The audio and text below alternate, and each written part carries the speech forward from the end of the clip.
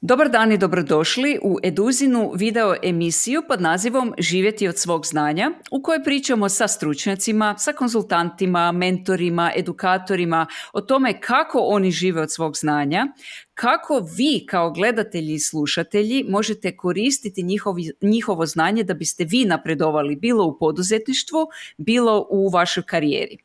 Naša današnja tema jest kako radi jedan, mi to zovemo renta CFO, to jest direktor ili direktorica financija koju možete unajmiti ako ste mali poduzetnik, ako ste srednji poduzetnik, i o tome će nam ispričati sve jedna renta CFO, stručnjakinja koja je danas s nama u emisiji i koja se zove Dubravka Lacić. Dubravka, dobro nam došla u Živjeti od svog znanja. Dobar dan Višnja i dobar dan svima koji slušaju i koji će naravno slušati ovo naknadno. Ja se nadam da ću danas uspjeti odgovoriti na pitanja ona koja možda muče naše poduzetnike, ne znaju kako je to raditi sa renta CFO-om, šta on uopće radi, za šta bi ga možda mogli trebati. Nadam se da ćemo odgovoriti na sve ono što bi naši slušatelji htjeli čuti. Definitivno, i ako ne odgovorimo, Dubravka, ako ostane nešto ovisiti u zraku, definitivno ti se ljudi mogu javiti i putem Eduze i putem tvog weba, stavit ćemo ovdje u emisiju da se sve vidi, ali evo, da te prvo predstavim. Dubravka, ja te onako doživljavam kao majstoricu za poslovne financije, kao ženu zaljubljenu u brojeve i u kalkulacije i osobu koja stvarno može pomoći malima, srednjima, velikima da skockaju svoje financije, da si poslože svoje financije. Sad mi onako, to je onako laički ispričano, sad mi molim te reci kako ti sebe samo nazivaš i kako tebe tvoji klijenti nazivaju. A mene klijenti, ja imam onako dva nadimka koji su mi biti moje kolege dali. Jedan je teta od brojeva, a drugi je mehaničar za tvrtke. Uglavnom, to je tako malo smiješno, malo metaforički. U principu, kaže, ti stalno nešto negdje popravljaš gdje treba nešto popraviti, porihtati nekakve brojeve, rezultate, profitabilnost ili nešto. Dakle, ono što ja radim, ja uvijek kažem kad me neko pita što radim, najjednostavnije kažem pomažem vam da sačuvate svoju profitabilnost i da je povećate ako je ikako moguće. Eto to, u najkraćim. Izvrsno. I ja ću odmah reći da pomažeš i meni, to jest pomažeš i Eduzi, zato jer ti si naša konzultantica za poslovne financije i pomažeš nam fino uštimati ove brojeve koji život znače, to jest profitabilno znače, i ja mogu reći odmah ću reći unaprijed, znači to ne govorim zbog neke promocije, nego zbog toga da ljudi koji gledaju čuju i moje vlastito iskustvo, a to je da kad sam se ja počela baviti sa financijama, a to počinjanje bavljenja i najčešće počinje kad angažiraš mentora ili konzultanta.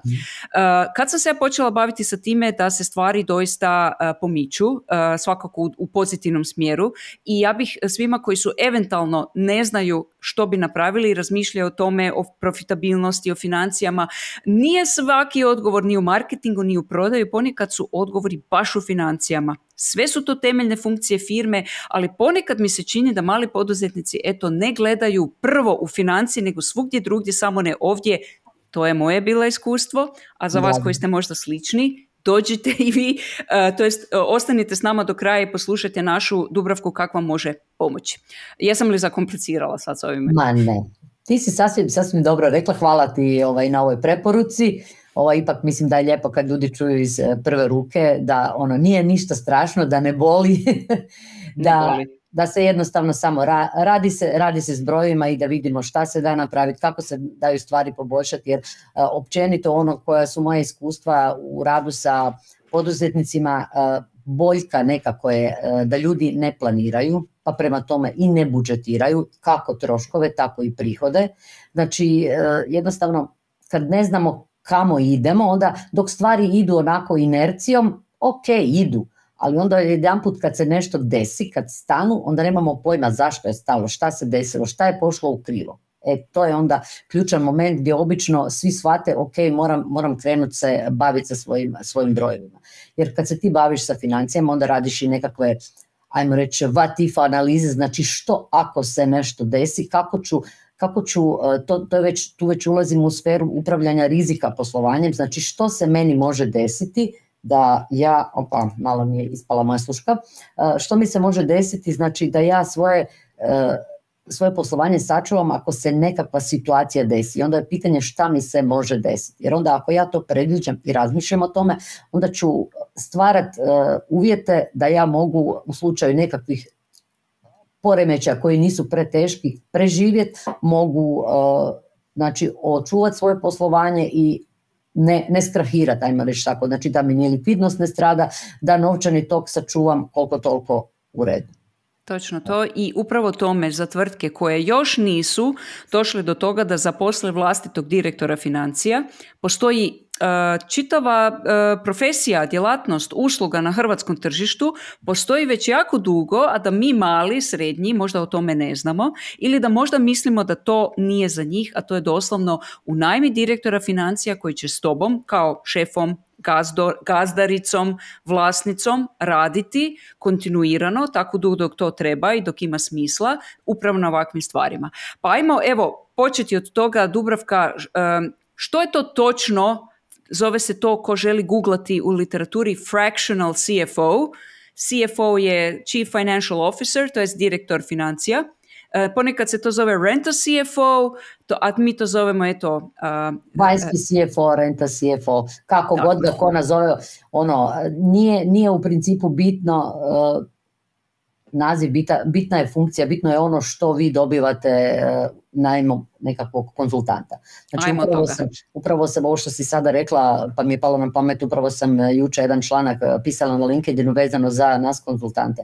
Znači definitivno je važno, bitno i potrebno da u sve što se radi bude uključen vlasnik. Znači jer ako vlasnik nije uključen, ako on ne zna što se radi, jer on je taj prvo koji će morati odobriti bilo koju odluku, nije to renta CFO. Ne najmi on renta CFO da upravlja sa njegovim novcem, nego samo da mu pomogne i usmjeri ga kako će neke stvari odraditi, što će,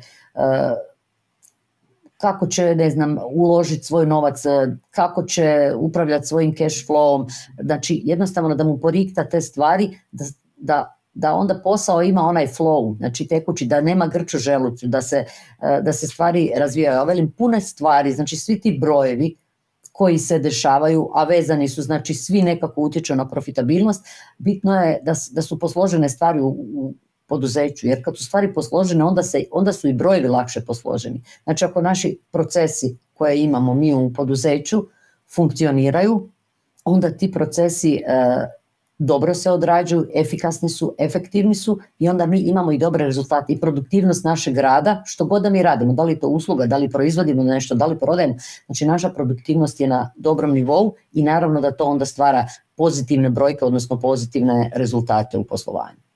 Ok, znači ti si po pitanju financija desna ruka vlasnika ili vlasnice. I onako kad bi sad mogla reći, evo da te ja sad angažiram da mi budeš baš direktorica financija koju posuđujem,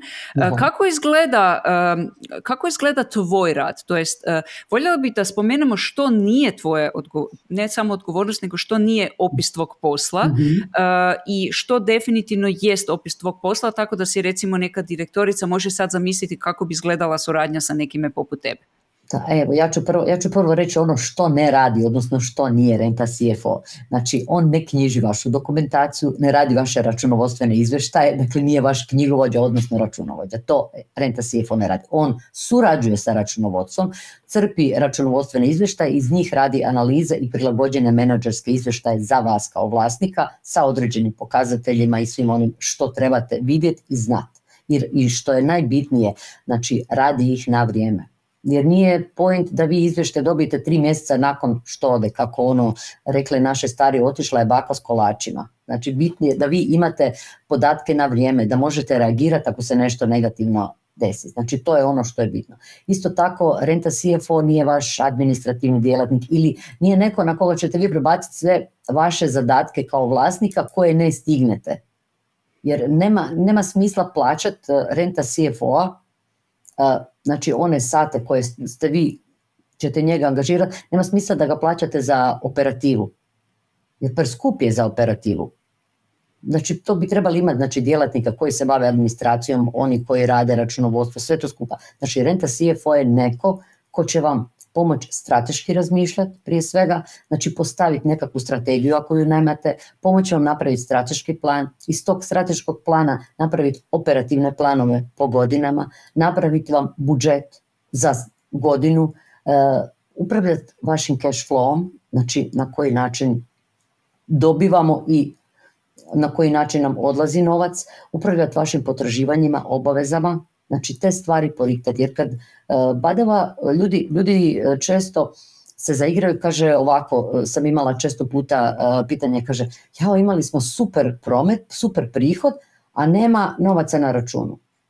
Gdje su mi? Gdje su mi novci? E sad, to što ste vi izdali fakturu, znači čim izdate fakturu, vama u knjigovodstvu nastaje prihod, knjiži se prihod. Ali to ne znači da ste dobili novac. Da biste dobili novac vi morate naplatiti. Znači naplata je izuzetno važna. Ljudi kad posao ide, ok, ide, ali stalno uvijek bude nekih neplatiša, pa se to vuče i vuče, ali u nekom trenutku jednostavno se desi blokada i onda imate previše tih nenaplaćenih. Znači o naplati treba jako dobro voditi računa. Da je ona redovna, da je uredna, jer inače ako mi ne dobijemo novac na račun, nećemo moći podmirivati ni svoje obaveze. Znači stavljamo se u situaciju da mi smo sad nekome dužni. Zato je bolje ne prodat nego pokloniti. Evo, tako bih ja to rekla.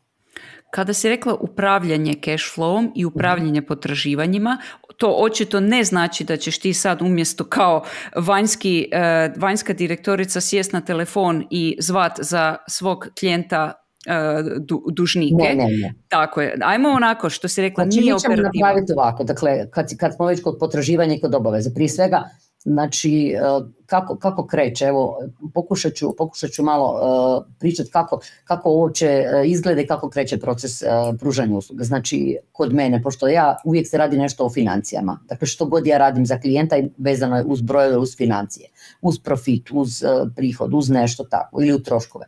Dakle, prva stvar koju napravimo uvijek je kompletna financijska analiza. Znači, sad po dogovoru, da li će to biti za 2, 3 ili 4 godine, to je opet dogovoru s klijentom. Znači, kompletna financijska analiza sa svim financijskim pokazateljima da vidimo gdje smo i kako stojimo. Zašto? Prije svega, znači, moramo dobiti sliku poduzeća kako sada diše. Znači, i odmah uočiti gdje su nam kritične točke. E sad, kritične točke koje mi budemo imali, znači vidjet ćemo da li je nešto goruće i to ćemo onda naravno ići prvo rješavati. Znači to je jedna stvar. Druga stvar je bitno da vidimo s kojih postavki smo krenuli. Znači da znamo ok gdje smo, pa da možemo mjeriti rezultat što smo mi napravili za 3 mjeseca, 6 mjeseci ili duže. Znači to je ono što je bitno. Nakon te financijske analize, znači onda se, ajmo reći, definiraju konkretne potrebe i u principu se onda definira ok što ćemo raditi, onda se sa klijentom dogovara obim, ajmo reći, posla, jer velim, obim posla CFO-a može biti kao što je posao financijskog direktora u bilo kojoj nekoj velikoj tvrtci, ali to ne znači da klijent sa mnom mora ugovoriti kompletan sa mnom ili sa nekim ko radi isti posao, kompletan obim usluga. Možda njemu treba samo neki dio. E sad, koji je taj dio, to ćemo vidjeti i dogovoriti ovisno o njegovim potrebama, a s druge strane ovisno i o situaciji kako nam financije izgledaju. Ja mogu, ne znam, primjerice, tu sam si sad baš izvukla, jer sam se pripremala za ovo snimanje, pa sam si izvukla recimo jedan case study jedne tvrtke za koju sam radila, pa ako više misliš da je to interesantno, mogu podijeliti. Možemo odmah sada, pa ćemo onda još takvih slučajeva koji su tipični naručitelji, to je klijenti, ali ajmo od case studije. Ok, dakle to je bila jedna manja tvrtka IT djelatnosti i ono što moram napomenuti, znači njena prodaja je bila čista projektna prodaja. Šta to znači? To ću prvo objasniti. Znači oni nisu imali proizvode ili usluge ili aplikacije ili programe ili nešto što je već bilo gotovo, nego za svakog klijenta je to bilo custom made, znači prilagođeno nešto za svakog klijenta. I to je iziskivalo jako dobar, prije svega, analizu potreba klijenta kako bi oni mogli predvidjeti troškove po projektu i kako bi mogli dati ponudu. Znači, to je bio njihov, ajmo reći, jedan od problema koji je tamo bio. Uglavnom, situacija je bila dobro stojeća tvrtka, bez nekih većih financijskih problema u tom trenutku, ali bez odgovarajućeg financijskog planiranja i upravljanja. Vlasnik je sam brinuo o financijama, Zadatak koji smo mi utvrdili kod njega je bilo postavljanje odgovarajućih financijskih parametara i KPI-eva, znači koji će se pratiti, uspostavljanje strategije i planiranja, dakle ono što sam rekla malo prije, oblikovanje, ono što je njemu bilo važno, oblikovati kompenzacijski menadžment za djelatnike, znači sustav nagrađivanja. Znači, sad, ali da bismo njega mogli oblikovati, trebalo je prvo napraviti, ajmo reći, postaviti financije, evo da to skratim tako. I uglavnom struktura usluga koju smo mi definirali, odnosno mi smo našu suradnju oblikovali kao jedan projekt. Pošto je to njima bilo blisko, znači projekt koji smo mi podijelili na nekakve faze i dijelove. Znači prvi dio je, neću sad čitati sve stavke jer bi nam bilo predugo, ali recimo prvi dio se je ticao analize. Znači ovo što sam rekla, financijska analiza poslovanja, znači dosadašnji način vrednovanja projekata, profitabilnosti po projektima, korekcije nekih obračunskih elemenata i postavili smo na kraju modele za ispravno vrednovanje uspješnosti i profitabilnosti projekata, jer to je bilo jako bitno. Znači mi smo morali postaviti, vidjeti kako je u povijesti to bilo, kako nam se kretala profitabilnost i odrediti nekakvu normu, minimalnu normu profitabilnosti koja je zadovoljavala to. A znači onda iznad te norme profitabilnosti su se recimo dijelili nekakvi bonusi u tom smislu. Također smo analizirali kalkulacije cijena i ponude za projekte i postavili smo im odgovarajući model kalkulacije ovisno o njihovim elementima. Analizirali smo također njihove radne aktivnosti. To je bilo jako bitno da bismo mogli vrednovati, jer to im je bilo bitno i za projekte, a bitno nam je bilo da normiramo neke stvari, da nam je lakše mjeriti efektivnost, efikasnost i produktivnost rada ljudi. Daj nam primjer, što znači mjerenje radnih aktivnosti? Da li ste, brojili koliko ljudi provedu, vodeći projekt, isporučujući, kodirajući? Znači, svaki, evo reći ću, znači svaki projekt, isto tako bilo koji posao, to se može primijeniti na bilo koji posao. Znači svaki projekt se sastojao od nekakvih dijelova. Znači, kako se stvari rade, znači prvo se napravilo jedno, drugo, treće i recimo ti dijelovi su manje više bili slični, gotovo isti za sve projekte. Međutim, specifičnosti su se javljale, znači koliko vremena treba za odraditi neki dio. Jer nisu se svi projekti sastojali od istog, ajmo reći, isto vrijeme nije trebalo za sve. Zavisi koliki je obim projekta, zavisi što je klijent htio, na koji način je htio. Pa koji, znači, kako bismo to rekli, znači koji sastav nam ulazi u projekt, znači koji sastav nekakvih usluga. A onda sve je već, što se tiče samog normiranja, znači nismo mogli odmah sve, jer nisu oni to nikad radili, ali mogli smo određeni dio poslova normirati. Znači za određeni dio posla koji se radi na projektu se znalo da to traje toliko i toliko sati. Sad, prosječno traje toliko i toliko sati, ali tvrtka, oni su već sami krenuli onako sa junior, middle, senior, pa se znalo, onda smo recimo, to smo normirali kao na middle razinu, znači juniori su malo duže vremena trebali i to se podrazumijeva, ali se znalo, znači kao middle razina recimo vremena koje treba. I onda kad vi znate da takva aktivnost, da 10 ljudi tu aktivnost uspije odraditi tako, onda to može biti nekako normalno, znači bez grča, bez nečega, znači norma.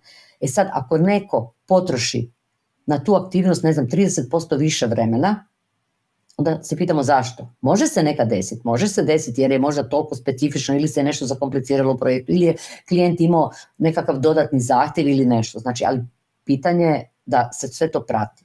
I onda vi možete pravdati, jer kad se na taj način prati i na taj način se onda po tim aktivnostima i kalkulira projekt. Jer onda vi znate da nešto traje toliko, da radni sat vaših djelatnika traje toliko, i onda je lako doći do cijene koštanja, koliko vas to košta i koliko ćete ponuditi klijentu. Zato je jako bitno bilo recimo to normiranje u tom smislu.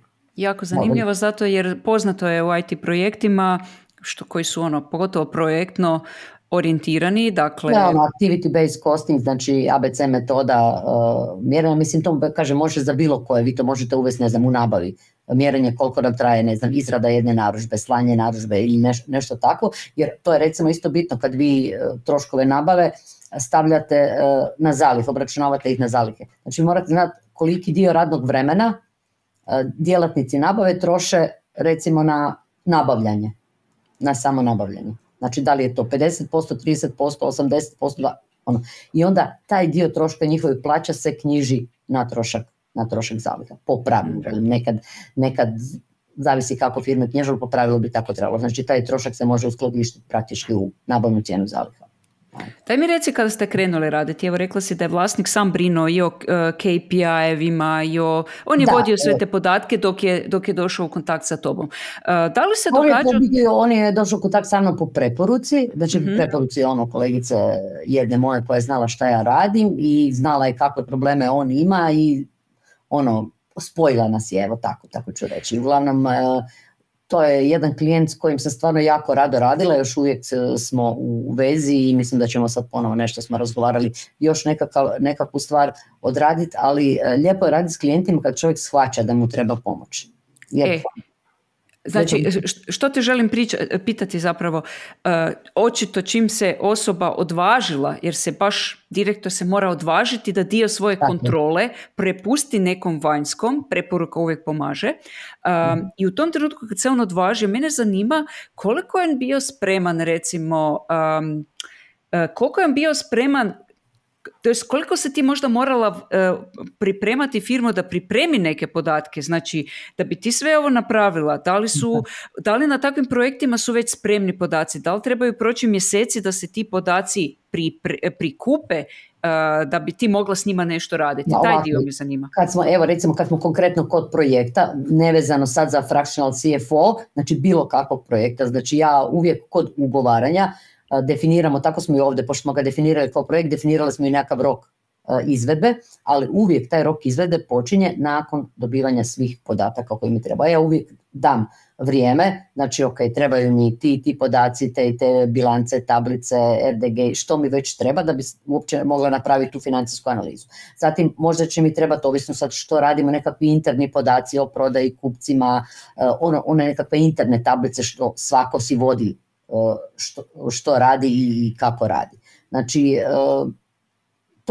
to nije nikakav problem. Inače, što se tiče samog posla, sklapa se ugovor, dakle ja uvijek sklapam ugovor i dio mog ugovora je, pošto ja uvijek kažem da praktički ja poduzećima, firmama ulazim u novčanike. Doslovce je tako, gledam u novčanike. Znači, jedna od članaka u ugovoru je upravo ta NDA izjava, znači izjava o tajnosti podataka, tako da bez brige mogu biti sigurni. Ako treba, ja uvijek kažem, ako imate svoju nekakvu vlastitu NDA, ja ju potpisujem. Mislim, to je dio posla i to je normalna stvar. Jer normalno da niko ne želi da njegovi podaci cure, ni ne treba, to se podrazumijeva, ali normalno čovjek mora biti siguran. Tako da potpisom ugovora dobije i to. Koliko tvoj tipičan klijent, i sad ćeš nam još reći, osim recimo IT tvrtke projektno orijentirane koje se spomenula, koje je još to, koliko su tvoji tipični klijenti, kada ih ti pitaš te neke podatke bez kojih ti ne možeš raditi, koliko oni imaju to na raspolaganju? Da oni, ne znam, ti ih pitaš, ne znam, možda stopa profitabilnosti na usluzi A. Da li oni imaju takve podatke? I koje podatke ih ti pitaš? U principu nemaju. Znači, to su podaci koje ja, pošto sam ja u naturi i kontroler, znači bavim se kontrolingom, u principu ako nemaju kontroling, manje više nemaju. Imaju možda nekakve podatke, ali nemaju detaljno, jer možda ne znaju još kako bi ih vodili, šta u biti trebaju pratiti. Nekad se nađe, imate kod nekih tvrtki da imaju hrpu različitih izvještaja i onda jednostavno se pogubite u tim brojkama. Ono što je bit, znači kad mi odradimo posao, pripremimo, krajnja priča je da vlasnik dobio 1, 2, 3 ili 5 maksimalno izvještaja sa brojkama koje njemu trebaju. Znači, na temelju kojih on može donositi odluke i to je ono što je važno. A s druge strane, kroz rad on shvati i razumije, znači učimo zajedno, objašnjavamo, znači šta te brojke znači, šta znači kad je brojka za 3 veća ili za 3 manja.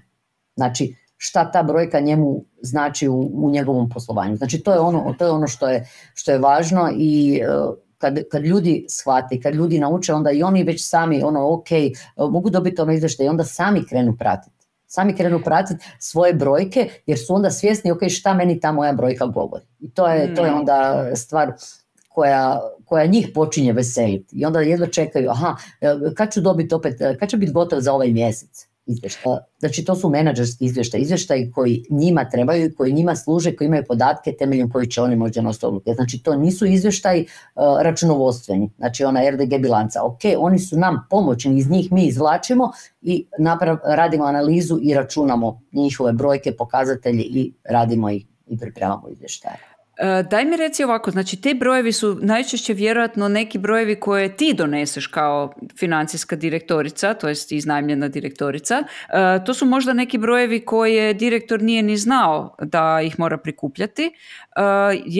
Jel se to događa ili oni bi htjeli, oni već točno znaju koje KPI-ave trebaju, ali iz nekog razloga ih nemaju, ne mogu ih uspostaviti. Kako to izgleda?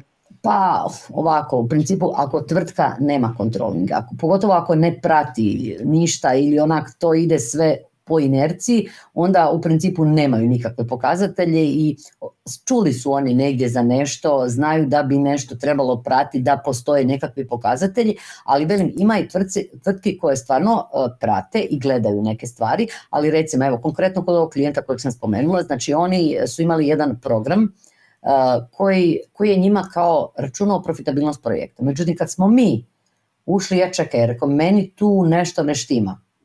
Rekao, meni se neke stvari ne slažu. Znači, ako smo mi imali prihod takav, ako su učinjeni troškovi takav, ako nam je billable sve, znači naplatili smo sve, ne možemo imati toliki postotak marže. I onda smo vidjeli, catch je bio u unosu tamo nekih elemenata, nije bilo to dobro strukturirano. Jer oni su se zavaravali doslovce da imaju veću maržu nego što su stvarno imali. Jer stvar je bila, nije program kriv, program je sve uračunao što su oni unijeli, ali stvar je što se nisu unosili neki troškovi. Daj nam malo još sad spomeni par tipičnih kupaca, to jest korisnika ove usluge. Sad si rekla, evo direktor. Dobro, branša u principu nije toliko bitna. To može biti proizvodna tvrtka, može biti tvrtka koja se bavi trgovinom, može biti tvrtka koja se bavi uslugama, da li su to IT usluge ili nekakve druge usluge. Mislim, danas usluge jako, jako širok pojam. Dakle, djelatnost u principu nije bitna. Bitno je, znači, ako su to tvrtke, prva stvar, naravno, koje nemaju vlastitog CFO-a. Znači, nemaju nekoga ko se bavi njihovim financijama. Druge strane, nemaju strateško planiranje niti budžetiranje. Znači, ne rade na taj način. Jer čim nemaju planiranje, onda smo rekli nemaju ni predviđanje i onda stvari se dešavaju inercijom. Također, ako ne upravljaju svojim novčanim tokom, ako aktivno ne upravljaju troškovima, uvijek je ona priča, joj, rezat ćemo troškove. Ma, ljudi moji, ne treba rezati troškove, odrezat ćete trošak koji vam donosi prihod. A šta onda? I onda će se pitati kako nam je sad prihod pao. Znači, ja uvijek volim reći upravljanje troškovima. Svaki trošak treba promotriti s gledišta, ok, zašto je taj trošak nastao, da li mi je on u funkciji prihoda ili mi je u funkciji da ga moram imati, nužan mi je zbog nekog drugog razloga, primjerice, trošak interneta svi imamo, je li tako? Neće on nama prihod donijeti, ali ga moramo imati da bi ostvarili, znači, ipak ima nekakve veze. Ili telefona, ili ne znam, nešto što nam je nužno potrebno. S druge strane, ok, možda postoje troškovi koji nam nisu nužni, pa ih možemo ili malo smanjiti, ili ih možda uopće možemo izostaviti, da ih nemamo više. Velim, svašta se nađe. I onda, ako takve tvrtke dođu u probleme, takvim tvrtkama u svakom slučaju treba CFO. Također, tvrtke koje trebaju pomoć, recimo, kod poslovnih pregovora. Jer ja sam puno godina sam radila u retailu i znači ispregovarala sam se s ovim velikim retailerima i koliko.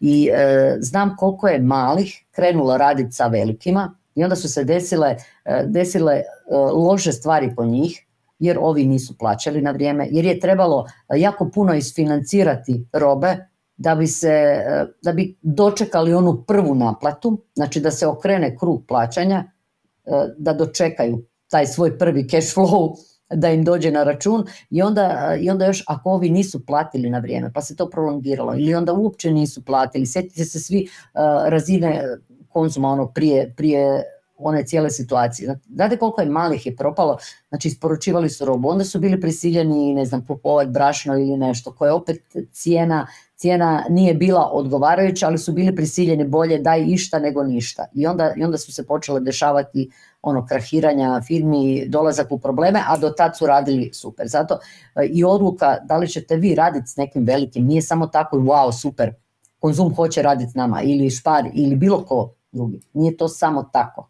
Znači, da, ti imaš cash flow za to. Tako je, kako ćeš ti osigurati, isfinancirati taj dio dok tebi ne dođe prva naplata, sad manje više svi plaćaju redovno, samo je pitanje koliki je ciklus to. Sad kad si ovo sve spomenula, očito je, mislim ljudi smo, homo sapiens je takav kao vrsta, mi reagiramo tek kad uletimo u probleme. Bilo bi super da smo vrsta koja može probleme predvidjeti i onda razmišlja, daj da si ja sredim financije prije nego što ja uletim u sve te probleme, što se naravno ne događa, ali eto, kada bismo mi bili takvi i u nekom idealnom slučaju, kada bi ti voljela da se tebi kupci jave, to jest koji su to prvi nekakvi signali koji još nisu problem, ali mogu stvarno spriječiti probleme? Pa recimo, ima različitih signala, velim, ovisno što rade. Recimo, prva stvar, pada nam prihod. Okay. A možda ne vodimo dobro kupce, nemamo onaj CRM, možda jednostavno nismo dokučili zašto, jer je jedno vrijeme prodaja išla, super, sve je to divno, krasno funkcioniralo, ali odjednom nam pada prihod, a nemamo pojma šta je. Znači, to već može biti signal. I pogotovo ako nam se to javlja, recimo, ne znam, 2. mjesec za redom. Pa vidite da se stvari ne poboljšavaju. Jer onda što se onda počne desiti? Ljudi se uplaše, počnu davati akcije, ne znam što je, onda si još više smanjuju profitabilnost, a nemaju pojma gdje je korijen problema. Možda je konkurencija izbacila nekakav novi proizvod, a možda je potražnja za proizvodima pala. Može biti tisuću razloga. S druge strane, kada im se počinje pojavljivati da sve teže stižu prikupiti novac za plaću, znate kako čekaj, moramo sad skupljamo za plaću, ne možemo sad ništa plaćati. Znači, čim se takve nekakve stvari već jave. S druge strane, recimo pogotovo koji imaju puno proizvoda, recimo bave se trgovinom ili proizvodnjom i nešto, pa bilo proizvoda, bilo materijala, kad im se počnu javljati problemi sa zalihama, znači puno nekurentnih zaliha, što znači ili istekli rok, ili je rasap, lom, puno zaliha na stanju i kad vide da im zalihe rastu, a prihodi im ne rastu. Znači, nije razmjerno. Znači, ok, ako ti prihodi rastu, logično je da će ti zalihe maksimalno proporcionalno rasti, ne više. Mogu manje, možda ti možeš ako želiš smanjiti razinu zaliha, sa manjom razinom zaliha ostvarivati isti prihod. Znači, pitanje je opet politike zaliha i upravljanja zalihama. Tu recimo kod zaliha, skladištenja robe, tu može biti strašnih problema. I onda to ljude može uvaliti, jer direktno baš zalihe. Znači, ako imate prevelike zalihe, to direktno utječe na cash flow, jer zalihe imaju trošak. Znači, vi te zalihe ste morali platiti, a plaćanje odnosi novac vašeg računa. A one stoje, nisu se prodale, predugo stoje, znači premali im je obrtaj. Znači kad se onda odluči recimo raditi na problemu zaliha, jednostavno ok, idemo vidjeti koliko je optimalno, koliko je vaša potrošnja dnevna, koliko vam treba, da li su to artikli koji se redovno troše, koriste, prodaju, ovisno o čemu se radi. Znači kad se takve stvari vide i uoče, onda se zna ok, mi možemo i sa ovom razinom zaliha raditi i onda se jednostavno smanje se narudžbe i nivo zaliha se smanji. Šta to znači? Znači mi smo prodali te zalihe koje su nam viška. Šta to znači? Smo ih prodali, naplatili, dobili smo novac na račun. Znači naša likvidnost, naš cash flow automatski se povećava. Znači to jako puno utječe na, baš imam u ovoj edukaciji, moje kalkulacije u ovom dijelu nabava, baš primjer, znači koliko može porast cash flow i koliko može porast profitabilnost, samo vezano uz to. Ja ću odmah kad si to spomenula, naravno spomenuti da ti imaš profil na Eduzi, da se sve tvoje edukacije koje nudiš na Eduzi mogu i bukirati, imate aktivne termine, a isto tako ono što imaš, što bih svakako spomenula i možemo to, Dubravka je detaljnije o tome, mentorstvo, znači možeš pomoći kao mentorica, što je onako jedan malo drugčiji vid pomoći poduzetnicima, ali eto, možemo na kraju emisije još i o tome pričati. Stavit ćemo link na tvoje edukacije na Eduzi definitivno ovdje. Reci mi ovako, Dubravka, očito je kad si sad rekla, dakle, treba paziti cash flow, treba upravljati aktivnostima, treba gledati zalihe. Koliko tu radnih sati dnevno, a imamo ih 8, koliko bi sada recimo jedan direktor u zdravoj firmi koja nije u problemima, koliko bi on morao investirati da bi održavao firmu da ne uđe u probleme? I koliko to zapravo vremena naš prosječan direktor firme u Hrvatskoj zaista troši, koji još nema direktora financija? Pa praktički ono što sam nekako uočila, kaže sve duže radim, a sve manje imam vremena za obitelj. To se dešava kad stvari nisu posložene, a uvijek je cilj, kaže ajmo posložiti poslovanje da može bez mene, da mogu otići na godišnji da me neko 28 puta ne zove u danu. Znači, ako imamo sad ovisno koliko je poduzeće i kako je strukturirano poduzeće, koliko je djelatnika, ali recimo i tvrtke od, ne znam, nekih 15-20 ljudi mogu jako lijepo se posložiti, isto kao i one od, ne znam, 80, 100 ili 150 ljudi. Znači, stvar je samo organizacije i poslagivanja procesa, da se prvo znaju odgovornosti, da se znaju zadaci, jer kad vi imate procese i kad imate propisane procedure rada, to jako puno olakšava. Ja uvijek kažem poduzetnicima kad su još mali, krenite si odmah pisati svoje procese. Ma šta će mi, kaže, sam sam ja ili imamo ja i kolegice, nešto. Kreni, jer lakše će biti. Znači, kad dolazi novi zaposlenik, kad trebaš onboardat novoga zaposlenika, znači već imaš gotove procedure kako se neke stvari radi. Ali uvijek kažeš zaposleniku, ok, mi to sad radimo to tako. Ako vi imate ideju da nešto poboljšate, da pače. Nemojte biti ljudi jer često nekad kad naprave te procedure i ko ih napravi, onda ko da su uklesane u kamen. Ne. Znači uvijek, jer pogledajte kako se naše poslovanje, svi smo bili svjedoci te korone i svi smo negdje pričali o digitalizaciji, a pogledajte nas sad. Znači to je doslovce preko noći došlo. I stvar je, tako se treba i posao prilagođavati. Znači danas ne prodajemo na isti način kao što smo prodavali prije 20 godina. Što se tiče vremena, vlasnik ko sam radi, eventualno ima nekoga, ali velim, kad su stvari posložene, onda je vlasnik u svoje normalno radno vrijeme, on ima sustav, znači kad ima sustav da ok, direktor nabave, voditelj nabave ili jednostavno djelatnik koji radi u nabavi, će mu dati izvještaj, ok, nabavili smo toliko, rabata smo dobili toliko, ovaj dobavljač, znači imat će nekakav nabavni izvještaj. Isto tako će imati, recimo ako je tvrtka proizvodnje, imat će svoj neka proizvodni izvještaj, ok, po planu smo trebali proizvesti to i to, proizveli smo sve to, nismo proizveli ovo zato što nam, ne znam, neka sirovina nije došla, ali nije problem, isporuka nam je tek, recimo, sljedeći tjedan. Znači, bitno je da on upravlja sa svima, jer direktor, vlasnik treba upravljati. A CFO je onaj koji će mu pomoći uz njega, ok, da porikta te financijske podatke, brojčane podatke, da mu pomogne da baš to upravljanje sredi, te procese da sredi. Jer CFO treba razmišljati, ok, da li naša nabava radi efikasno, da li naša proizvodnja radi efikasno, da li naša prodaja radi efikasno. Da. Ili onako kako je bio onaj vic, kaže samo da se kapital obrće. Trebamo nešto i zaraditi, ne samo da nam se kapital obrće. Da. Upravo to znači upravljanje. I sad još malo proširimo priču, dakle ova moja digresija se odnosila na to da si ti rekla da ta osoba ne može zbog toga jer ljudi ne rade efikasno, možda nisu zadovoljni, onako neke druge stvari u firmi nisu posložene i sada ti dođeš kao CFO, tebi je zadatak, tebi direktor angažirao da posložiš brojke, jel? I onda ti shvatiš, ček malo, ali u biti problem je u ovom sasvim drugom dijelu firma ima problem s ljudima. Šta želim reći? Kako razgovaram sa jako puno konzultanata i stručnjaka, ja vidim da postoji jedan simptom. Ti si spomenula, direktor radi sve duže i duže, a prihodi su sve manji i manji. I onda ti kao CFO možeš riješiti stvari s brojevima, ali tu se postavlja pitanje da li treba još neki stručnjak koji će riješiti stvari s ljudima. Možda treba neki stručnjak koji će riješiti stvari sa prodavačima. jako puno, znači isti problem, to želim reći, isti problem se može riješiti na jako puno različitih načina, ali najčešće se pokaže da kad ima više takvih stvari, da ih treba sve riješiti da bi ti mogla odraditi svoj posao i mene zanima kada ti identificiraš da nije samo stvar u financijama, što tada napraviš? Stvar je u HR-u.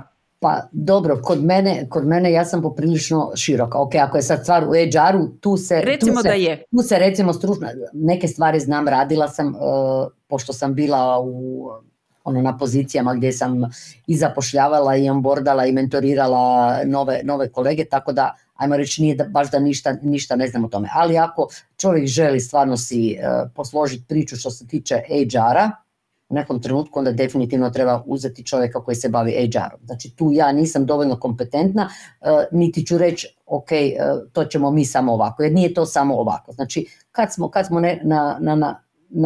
pričamo o tom, onda je to. Ali velim, s druge strane, pošto moje iskustvo je poprilično široko i poprilično na različitim pozicijama sam radila, i onda mogu pomoći u puno stvari. Dakle, mogu pomoći i u poslagivanju poslovnih procesa, mogu pomoći i u organizaciji nabave, i u proizvodnje, i u prodaji. Znači, mogu pomoći jer stvar je uvijek je stvar organizacije, efikasne i efektivne organizacije posla. Znači, kad je to organizirano, kad se zna tko je za što odgovoran, tko što radi, onda je nekako drugačije. Onda se ne dešavaju one stvari, a ja sam mislio da će to Pero. Onda ne može on misliti da će to Pero ako je to njegov zadatak. Sad, a druga stvar, naravno s ljudima treba i razgovarati. A ja obično kad negdje dođem ili s nekim radim, naravno prva stepenica je vlasnik. Znači, kako on razmišlja, kako diše i onda vidimo ok, dokle možemo tu ići. Ako su stvari ok, ako je on otvoren, moje je ja uvijek volim uključiti maksimalno ljudi koliko je. Jer ljudi će se rado priključiti jer se osjećaju važnima, jer se osjećaju kao dio promjena, znači i kao da daju svoj doprinos. I onda će biti puno manje otpora eventualno nekakvim promjenama. Znate kako kad kaže, a mi smo do sad radili ovako, zašto mi sad moramo tako? Ali kad su oni dio toga što se mijenja i kad razumiju zašto se nešto mijenja i koje će oni benefite imati od toga, onda puno lakše ljudi pristaju na promjene, onda puno lakše se provode promjene. To je nebitno. I onda jednom kad vi tako onako pokrenete taj zamašnjak, onda stvari puno lakše idu. Možda krene promjena od financija i onda se prelije na, upravljanje sa ljudima, može završiti u sasvim nekakvom trećem odjelu tipa kako se ljudi odnose prema kupcima. I tako samo jedan val promjene ide kroz firmu. Tako mi se ponekad čini da to... Sad sam se upravo sjetila jednog, ne znam da li sam to nekad pričala, jednog klijenta, to je bilo još prije korone, dakle koji mi se obratio s problemom fluktuacije ljudi. Sad je ja 6 upitnika, znači ja nisam HR. Ali ja sam dobio preporuku za vas, ja bih htio da vi tu malo pogledate. Uglavnom, da skratim, na prvom našem zajedničkom sastanku, kad postavljam pitanje, vidi šta i kako je, ja sam nekako dokučila problem. Dakle, problem nije bio u ljudima, problem nije bio u poslu, problem nije bio u klijentima. Problem je bio u tome, prvo što se nije planiralo, kao što se spomenulo na početku, znači nema planiranja, nema targeta, nema ciljeva. Znači ljudima je isto, znači oni će istu plaću dobiti, da li su oni neki projekt završili za 50 sati ili za 45, a normirano im je recimo na 50. Jer tih 5 sati čini jako veliku razliku u profitabilnosti projekta. I isto tako njima je svejedno da li će kod klijenta ići 5 puta ili će ići 3 puta. Da, nema norme. Svaki odlazak je dodatni trošak. Znači kad smo tu stvari poriktali, kad smo uveli targete, ciljeve, ista stvar je bilo, imali su praktički isto djelomično praktički više projektnu prodaju nego ovako, imali su neke stvari koje su prodavale, specifična je bila djelatnost, znači isto smo normirali smo profitabilnost projekta i reklamacije, znači količinu reklamacije, jer ako je kupac imao reklamaciju, svaka reklamacija je oduzimala profit, jer ti moraš otići riješiti tu reklamaciju, a nećeš moći naplatiti taj posao koji si odradio. Znači, tu su se vrednovale dvije stvari, uglavnom ljudi su se jako brzo navikli, formirali smo timove, projektne timove, ljudi su se vrlo brzo navikli na to, uglavnom problem fluktuacije je nestao, više ga nije bilo, to je bila ono poanta priče, dakle uopće nije bila stvar u HR-u, niti u ljudima, svi su znali svoj posao, ono, radili su i sve, ali jednostavno nisu imali motivaciju. Znaš šta mi sad pada na pamet? Osoba koja je tebe preporučila kao financijskog stručnjaka za problem fluktuacije zaposlenika je očito onako ili dobro osjećala, možda bolje od tog vlasnika nego sam vlasnik, da si baš ti rješenje, da si ti stručnjak od kojeg treba početi rješavati ovaj problem i svaka čast toj osobi. Kontala jer je čovjek rekao, gle, ona je fluktuacija ljudi, imam projekt, ali nekako mi se čini da sve manje zarađujem. A činjenica je bila jer se dešavalo. Na lageru je bilo, ajmo reći, artikala koji su bili dio projekta za klijente, koji su stajali. Naručili su se više, a nije trebalo. Pa svašta je tu bilo. Ovo je sad onako skraćeni dio, ali u principu, velim, glavni nekakav zamašnjak je baš bila ta motivacija ljudi. I onda su oni znali, ok, tim je dobio nagradu ako je profitabilnost projekta bila veća od, znači, normiranoga, i voditelj tima je dobio još ekstra. Tako da to je stvarno dobro je bilo napravljeno i smišljeno. Onda su ljudi dobili nekakav onako natjecateljski duh se javi, ajmo reći tako. Ko će profitabilnije napraviti? Da, i onda naravno bilo je sve manje reklamacija, znači to je bilo, jer su imali problema s tim reklamacijama, to je isto bio problem. Tu bi sad ovako spomenula, i kad to spustim na jednu malu razinu nas mikropoduzetnika koji pružamo intelektualne usluge, imam jednu pričicu isto tako. Problem je bio na jednom mjestu, znači manjak profitabilnosti, međutim to jest profitabilnost i fluktuacija ljudi. Ponekad poduzetnik ne vidi uopće da je problem koji ima da treba gledati prvo u financije. Primjer, pričica. U jednoj nedavnoj anketi gdje sam pitala neke svoje klijente oko toga koja temeljna poslovna funkcija ih najviše zanima da se s njom bavimo, apsolutno je pobijedila prodaja. Financije nisu dobile niti jedan glas, niti jedan Dubravka. I sad iz mog kuta gledanja, jer ja sam sad veliki believer u ovo da se trebamo baviti brojevima, ja znam da dio njihovih problema koji oni misle da imaju sa prodajom, da se sigurno da započeti rješavati u financijama. Evo tvoj komentar. Prodaje su brojevi. Prodaje su brojevi. Tako da, mislim, ajmo reći, kad vi planirate, sve počinje od plana prodaje. Jer na temelju plana prodaje, dakle ono što će prodaja prodat, nabava treba nabaviti, odnosno proizvodnja mora proizvesti. Okay? Znači, od plana prodaje kreće, znači prodaja prva brojke, ali kad mi radimo plan prodaje, ne budžetiramo samo prihode, budžetiraju se i troškovi prodaje. Ok, mi ćemo prodati toliko, a koliko ćemo potrošiti da bismo to prodali? To je ona priča kad ljudi kažu, treba marketing, to sam već pisala, ne znam, već prije jedno par godina, baš jedan članak, ulaganje u marketing, je rješenje i ok, ne bi ja ništa protiv marketinga, da se mi razumijemo, da pače, trebalo, ali jedne stvari nisu ljudi svjesni. Ok, ti ćeš prodat veću količinu, ali ti moraš shvatiti da postotak tvoje profitabilnosti je manji ako ti si uložio više. Ali apsolutna vrijednost, odnosno onoliko eura, nekad smo rekli kuna, koliko to je na kupu će biti više, ali u postotku će to biti manje. I sad tu relaciju, jer ako si ti uložio nešto, znači imaš nekakav dodatni trošak, čim ga imaš, to je isto kao da si kupcu dao dodatni rabat. Znači jer i taj marketing je u nekom postotku u cijeni. Znači isto kao da si kupcu dao rabat, znači tvoja profitabilnost se smanji. I apsolutno znači onda onaj postotak je manji. Ali ako si ti prodao više, onda naravno na kupu ima više novčeka.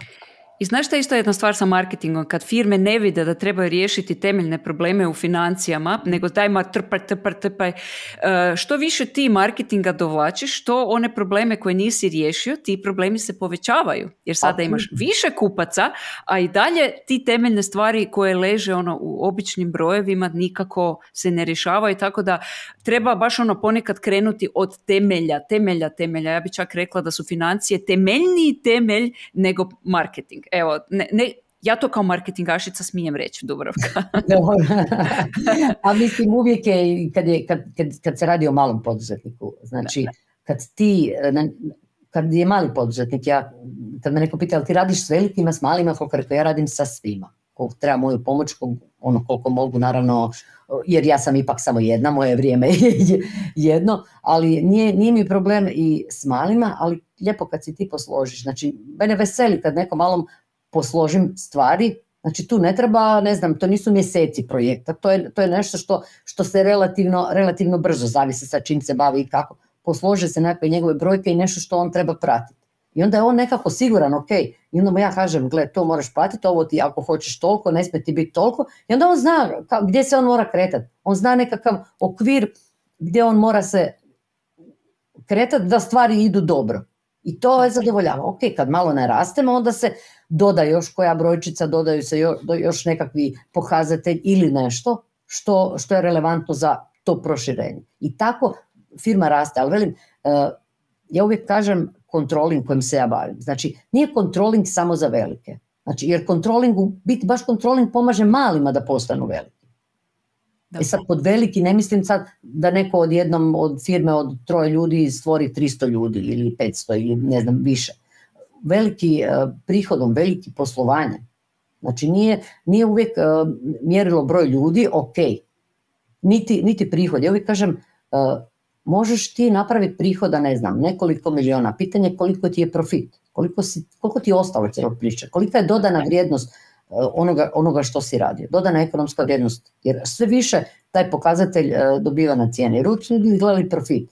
Ali onda kaže, ili čekaj, ako je meni od sveg tog što sam radio, tolike ljude, toliko sam se iznervirao i na kraju je meni ostalo, ne znam, 3% dobiti. Koliko bi dobio da sam sve te novce uložio u banku? Da, upravo to.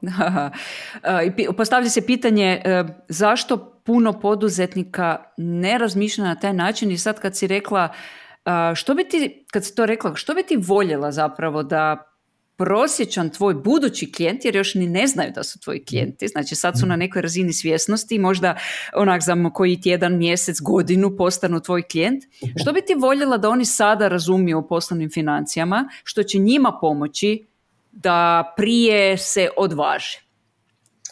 Pa prije svega voljela bi da razumiju da znači, njihov uspjeh poslovanja ovisi o njihovom profitu. Mislim, to je jasno ko dan, ali ljudi nekad jednostavno kao da to smetnu s uma. Pa se onda u prodaji ponašamo ko pijani milijarderi i rabate dajemo šakom i kapom, može ovaj marketing, može ova objava, može ovo. I onda se pitamo, ok, a po kojoj cijeni ja na kraju prodajem? Koliko je meni ostalo cijele te priče? Znači, to je jedna stvar. Druga stvar, da razumiju da i za tu profitabilnost su odgovorni njihovi nekakvi poslovni procesi, način organizacije poslovanja. Znači, to je također jako, jako bitno. Treća stvar, da jednostavno shvate da ako upravljaju svojim poslovanjem i ako na vrijeme brinu o stvarima, da je manja mogućnost da ih stvari zateknu nespremne. Svi smo još pod dojmom i sjećamo se korone. Sve nas je uhvatila nespremne. Ne može niko reći koliko god smo mi stručni, jer se to pojavilo prvi puta, nikad se to nije desilo u svijetu, u Hrvatskoj. I svi smo bili onako zblesirani, da to tako kažem. Ali ok, onda smo krenuli razmišljati, krenule su ideje, krenula su povezivanja, znači, jer ljudi smo takvi da se pokušamo snaći u takvu situaciju, pogotovo naš mentalitet. Mi Hrvati smo strašni, mi smo stvarno ljudi koji se znaju snaći. Da. Ja to stvarno moram reći, jer odgovorno tvrdim, imala sam neke klijente, recimo moj prvi klijent nisu bili iz Hrvatske, neću sad spominjati otkud su da se neko ne uvrijedi, znači oni nisu toliko, mi smo nekako, uvijek tražimo neku prečicu, uvijek gledamo kako ćemo nešto. Tako da kad naš čovjek odluči, naš poduzetnik odluči stvarno, gle, ja hoću to nešto promijeniti, ja to želim jer meni to treba, jer ja želim upravljati svojim poslom. Ne želim da ja moram stalno visiti i strahovati hoću li sutra imati za plaće, hoću li, ne znam, da li će mi radnik ukrast materijal jer nemam normativ, pa nemam pojma koliko treba potrošiti. Znači, to su isto budu problemi. Ili evo imam sad jedna situacija, znači za koju sam čula gdje isto dobivam jednu preporuku, znači klijent, neću sad reći u kojoj industriji se radi jer bi se možda neki prepoznao pa da budemo diskretni, znači klijent radi sa proizvodima i sad naknadno od dobavljača za te proizvode dobiva nekakav ekstra rabat. I čovjek je shvatio da mu curi novac.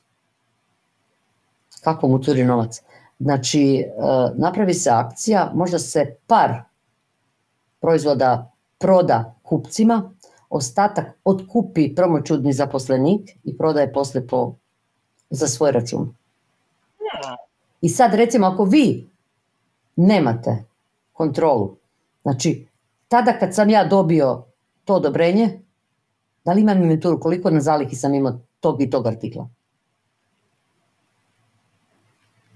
Da, i toliko... Evo, znači, to su stvari koje se javljaju, ne kažem ja da su sad svi, ali desi se ono, kako kažu, prilika čini lopova, a ti ako stvari nemaš pod kontrolom, i pogotovo ako, recimo, nek radiš proizvodnju, i još pogotovo ako radiš prehrambenu proizvodnju, znači ti moraš zadovoljavati neke standarde. HACCP je, ajmo reći, nešto što se podrazumijeva, ko danas abeceda da ju znaš.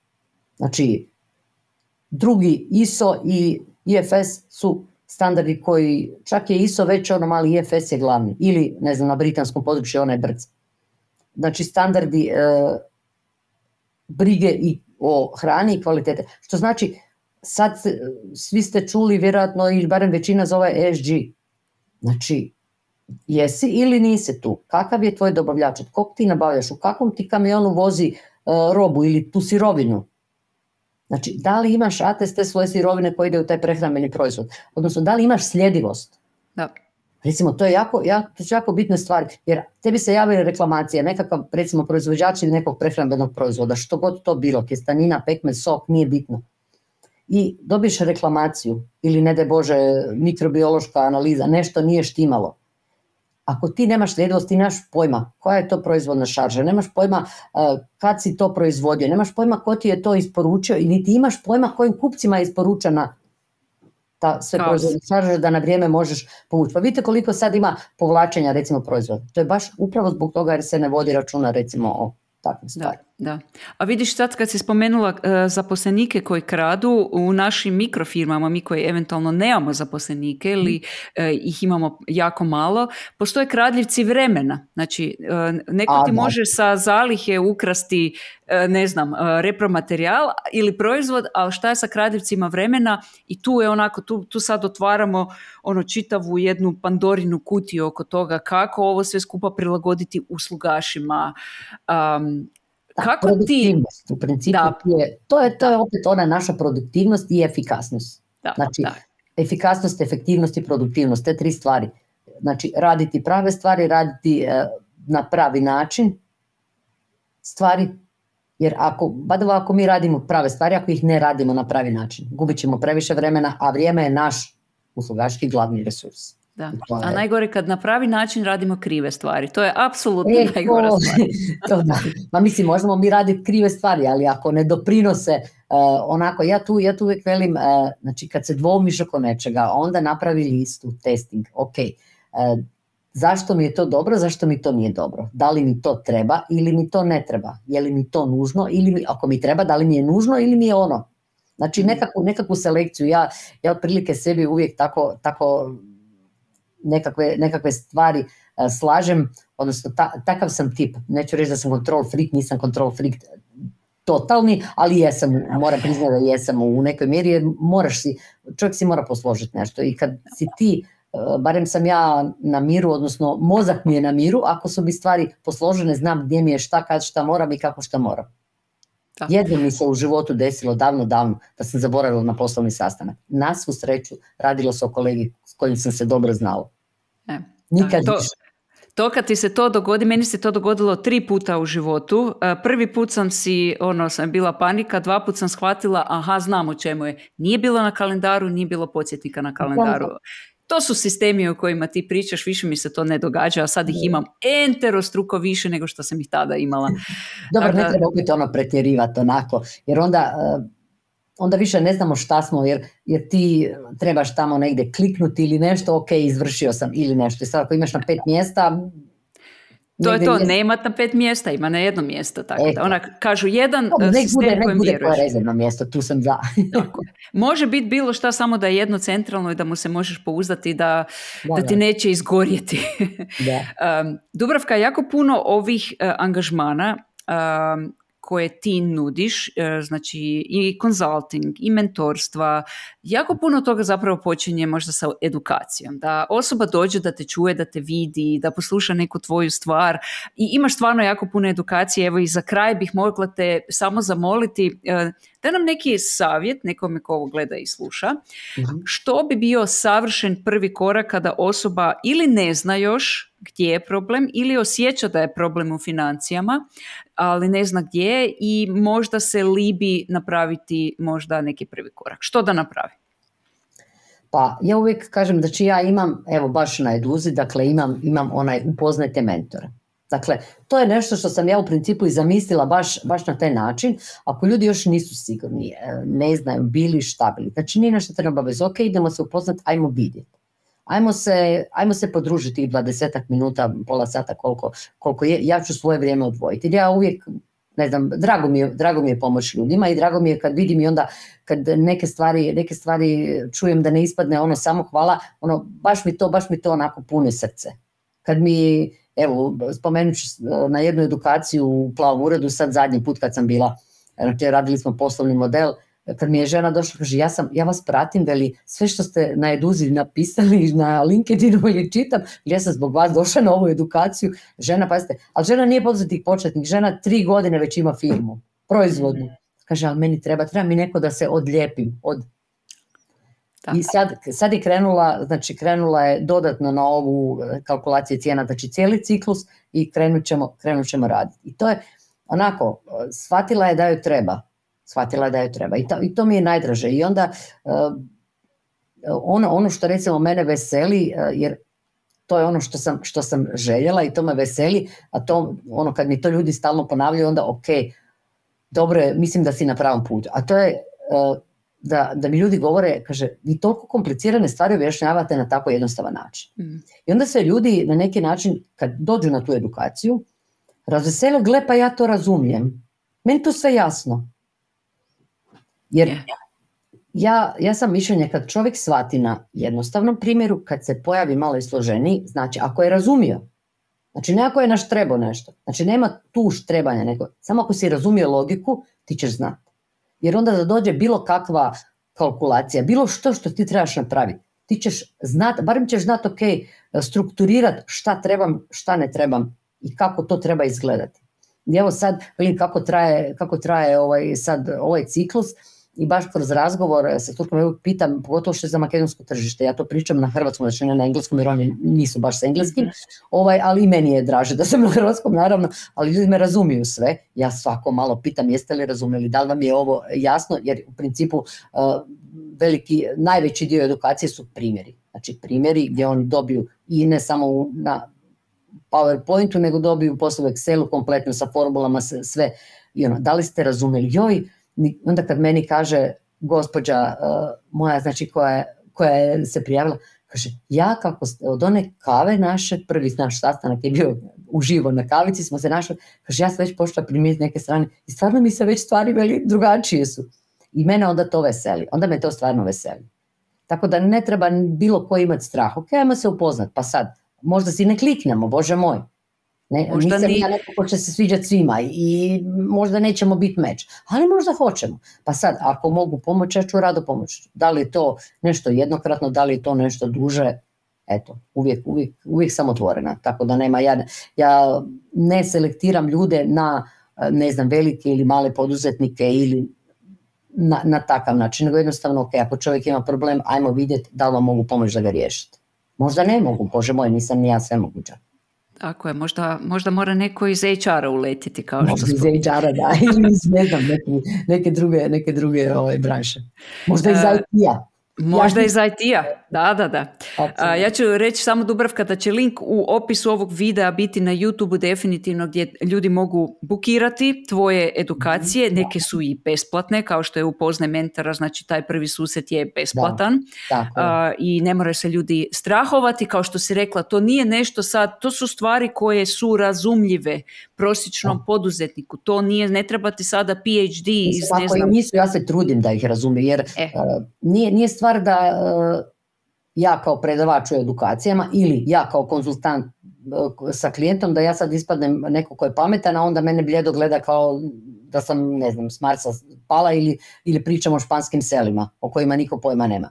Znači, stvar je da čovjek to razumije, jer ako razumije, onda će i primijeniti. I to nek bude prvi korak, evo, uspostavljanje razumijevanja i pogled gdje ti možeš pomoći upravo preko ovih edukacija koje imaš na Eduzi.